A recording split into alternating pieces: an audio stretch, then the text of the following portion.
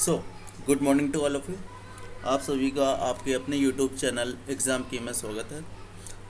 आज हम लोग कंटूर पढ़ रहे थे। कंटूर में अब तक कंटूर क्या होता है, उसके क्या हॉरिजॉन्टल इक्विवेलेंट क्या होता है, कंटूर इंटरवल क्या होता है, कैरेक्टरिस्टिक्स क्या है कंटूर की, और कौन कौन से फैक्टर कंटूर इंटरवल को इफेक्ट करते हैं, ये सब हम लोग ने देख लिया था। लास्ट वीडियो में हम लोग ने मेथड ऑफ कंटूरिंग में डायरेक्ट मेथड पढ़ लिया था। आज हम लोग पढ़ने जा रहे हैं इनडायरेक्ट मेथड। इनडायरेक्ट मेथड, जैसा कि हमने लास्ट वीडियो में बताया था कि इनडायरेक्ट मेथड दो टाइप के होते हैं। First is by square method, and second one is by cross section method. तो आज हम लोग फर्स्ट मेथड पे डिस्कस करने जा रहे हैं। The first method is by square method.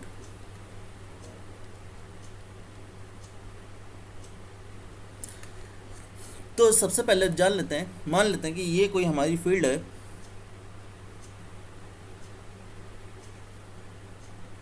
अब इस फील्ड पे हमको अपना कंटूर बनाना है। तो सबसे पहले स्क्वायर मेथड के लिए हमें एक ऐसे पॉइंट लेने चाहिए। मान लेते हैं ये पॉइंट हमारा ए है, यहाँ पे कहीं हमारा पॉइंट बी है, ये पॉइंट हमारा सी हो गया, और यहाँ पे कहीं पॉइंट ये डी है। अब ये बिल्कुल चारों को हम लोग एक स्क्वायर की तरह, एक रेक्टेंगल की तरह चलिए बना लेते हैं। ठीक है, यहाँ पे तो ये कुछ ऐसा रेक्टेंगल टाइप का दिख रहा है। ठीक है, मान लेते हैं इनके बीच की जो लेंथ है वह है 15 मीटर की। ठीक है, और ए से डी तक की जो लेंथ है वो 20 मीटर की। ठीक, अब हमको इसमें ऐसे स्क्वायर बनाने हैं जिनकी स्क्वायर का जो लंबाई होती है वो 5 मीटर से 30 मीटर के बीच में हमको रखनी होती है। तो चलिए हम लोग यहाँ पे 5-5 मीटर के उस पर बना लेते हैं। 1, 5, ये 10 हो जाएगा, और ये 15, और ये 20। ठीक है ना। इसी तरह 15 वाले पे हम लोग 5-5 का ले लेते हैं, 5, 10, 15। ठीक, अब इसको हम लोग स्क्वायर का शेप दे देते हैं।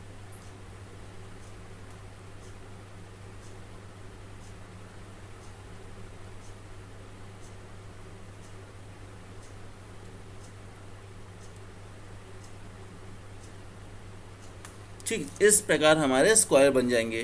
ठीक है ना, ये सब स्क्वायर है, एक समान उसके हैं, मुझसे बन नहीं पाया है इसलिए, लेकिन आप लोग इसको एक स्क्वायर की तरह समझिएगा। अब क्या करते हैं कि हम अपने डंपी लेवल को कहीं यहाँ पे सेट करते हैं। ठीक है, डंपी लेवल सेट किया। मान लेते हैं ये हमारा बेंचमार्क है, ये हमको बेंचमार्क गिवन है। बेंचमार्क मान लेते हैं हमको यहाँ पे 100.00 मीटर का हमको गिवन है। ठीक है ना, 100 का है। और अब यहाँ पे स्टाफ रख के हम लोग डंपी लेवल से बैक साइड रीडिंग लेते हैं। ठीक है, ये बैक साइड रीडिंग लेते हैं। मान लेते हैं ये back side reading I 2.00 metre. तो हमको पता है कि हाइट ऑफ इंस्ट्रूमेंट निकालते कैसे हैं। हाइट ऑफ इंस्ट्रूमेंट निकालने का फॉर्मूला क्या होता है, बेंचमार्क में प्लस बैक साइड कर दें। ये जो हमारा बेंचमार्क है इसमें अगर हम बैक साइड ऐड कर देंगे तो हाइट ऑफ इंस्ट्रूमेंट हमारी निकल आएगी। तो बेंचमार्क हमको 100 प्लस बैक साइड निकल गई 2, तो ये हाइट ऑफ इंस्ट्रूमेंट हमारी हो जाएगी 102.00 मीटर। ठीक है, अब हमको रिड्यूस लेवल निकालने का क्या फॉर्मूला है। रिड्यूस लेवल हम लोग निकालते हैं height of instrument minus intermediate side या फिर फोर्थ साइड। ठीक है, ये माइनस।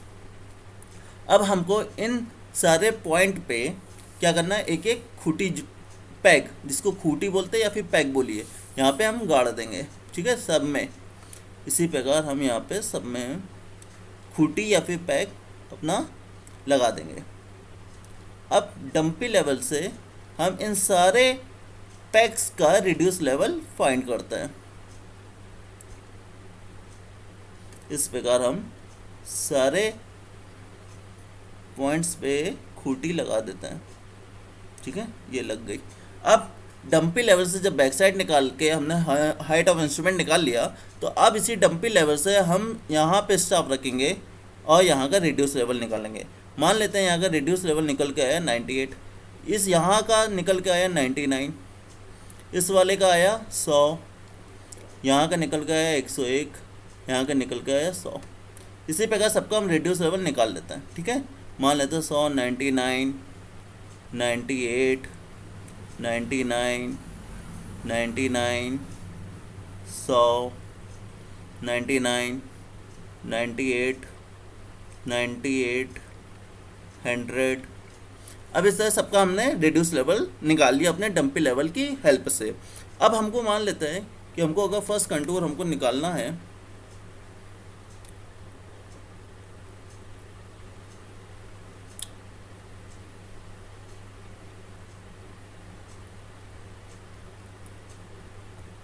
अब हमको यहाँ पे मान लेते हैं कि हमको फर्स्ट कंटूर निकालना है। तो फर्स्ट कंटूर हमको बनाना है अपना 99.5 मीटर का।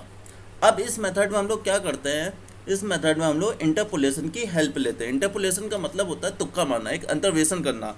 अब मान लीजिए 99.5 हमको चाहिए, तो देखिए यहाँ का रिड्यूस लेवल 99 और यहाँ का है 100, ये 99 और ये 100। तो अब 99.5 कहाँ पे आएगा, इसके बीच में आएगा कहीं, ये पॉइंट जो होगा हमारा 99.5 होगा। ठीक है, अब दूसरा 99.5 यहाँ आएगा, क्योंकि ये वाला 99, ये वाला 100, तो यहाँ कहीं 99.5 आएगा। अब यहाँ देखिए 98 है, इधर ये पॉइंट हमारा यहाँ बीच में 99.5 होगा। तो अब ये कंटूर इसका कैसे बनेगा, ये कंटूर इसका कुछ इस प्रकार बनता हुआ लगाएगा। ठीक है, अगर मान लीजिए सेकंड कंटूर हमको निकालना है, सेकंड कंटूर हमको बनाना है, सेकंड कंटूर हमको मान लीजिए 100.5 मीटर का बनाना है। तो 100.5 मीटर के लिए क्या करें, देखिए 100, ये 101, तो यहाँ पे जो बीच में बनेगा ये हमारा तुक्का मारा हमने कि ये 100.5 का कंटूर बनेगा। ठीक है, यहाँ कहीं तो ये 100 हो गया, इसके ऊपर निकल जाएगा। यहाँ पे 100.5 नहीं है, मान लेते हैं कि इसका ये रिड्यूस लेवल 98 ना होकर ये 101 है, तो यहाँ पे कहीं इसका 100.5 आएगा ना। तो अब इसका बनने वाला कंटूर कैसा होगा, ये देखिए ऐसा बनता हुआ आएगा।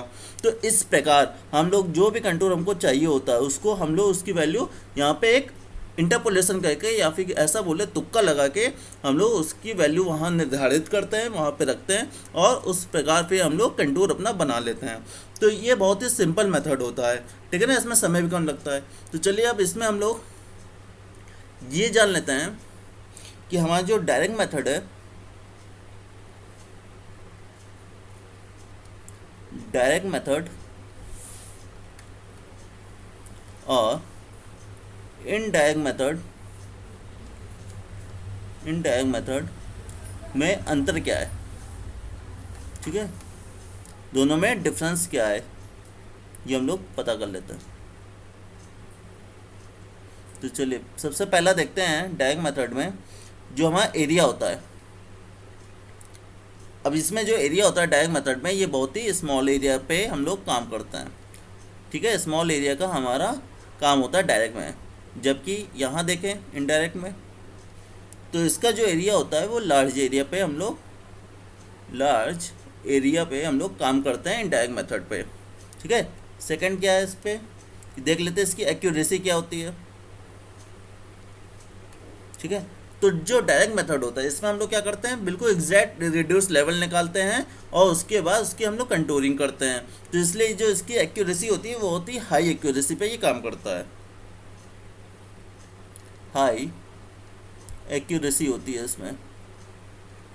ठीक है, इसमें देखें एक्यूरेसी इनडायरेक्ट में क्या होती है भाई, एक्यूरेसी इन इनडायरेक्ट मेथड में तो देखिए इसमें क्या करते हैं हम लोग, इंटरपोलेशन मेथड यूज़ करते हैं। इंटरपोलेशन का मतलब है तुक्का लगा रहा है, तो तुक्का जब लगाएंगे तो उसकी जो एक्यूरेसी होगी वो उतनी अच्छी नहीं होगी, तो मीन्स लो एक्यूरेसी।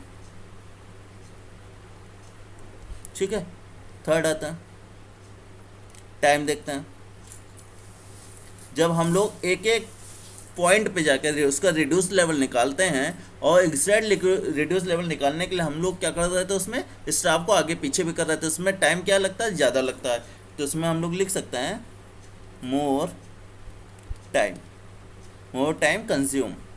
इसमें देखें, इसमें ज़्यादा समय नहीं लगेगा क्योंकि इसका हम लोग इंटरपोलेशन कर रहे हैं, तुक्का लगा रहे हैं, तो लेस टाइम। नेक्स्ट आता है हमारा स्केल। तो डायरेक्ट मेथड में जो हम लोग स्केल का यूज़ करते हैं, ये लार्ज स्केल का यूज़ करता है, लार्ज स्केल, क्योंकि जब हमारा एरिया स्मॉल है तो इसमें यूज़ होने वाली स्केल लार्ज होगी। जबकि यहाँ पे देखें स्केल, यहाँ की जो स्केल होगी ये भी हमारी लार्ज होगी। इनडायरेक्ट मेथड में जब हमारी जो स्केल होती है लार्ज स्केल पे हम लोग काम करते हैं। नेक्स्ट आता है हमारा कॉस्ट। तो यहाँ पे जब समय ज़्यादा लग रहा है, लोग ज़्यादा लगेंगे, तो हमारी कॉस्ट भी अपने आप ज़्यादा हो जाएगी, तो इस मीन्स एक्सपेंसिव होगा ये मेथड हमारे लिए। और यहाँ का मेथड हमारा क्या होगा, लेस एक्सपेंसिव होगा।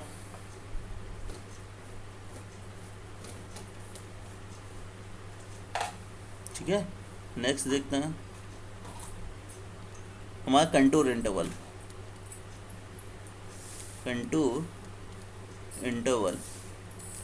डायरेक्ट मेथड में जो हम लोग कंटूर इंटरवल लेते हैं वो हमारा स्मॉल होता है, स्मॉल कंटूर इंटरवल। और इसमें देखें कंटूर इंटरवल की बात कर रहे हैं, तो यहाँ पे बनने वाला जो कंटूर इंटरवल होगा वो लेस कंटूर इंटरवल होगा। कंटूर इंटरवल को हम लोग CI लिख सकते हैं। ठीक है, तो इस प्रकार हमारे डायरेक्ट मेथड में और इनडायरेक्ट मेथड में हमारा दोनों के बीच का डिफरेंस होता है। तो आई होप गाइस कि आपको indirect method by square method जो भी है हमारा, ये आपको अच्छे से समझ में आ गया होगा। तो गाइस आपको ये वीडियो अगर अच्छा लगा हो तो इसे लाइक करें और शेयर करें, और आप अगर हमारे चैनल पर नए हैं तो इसे सब्सक्राइब करें। जय हिंद।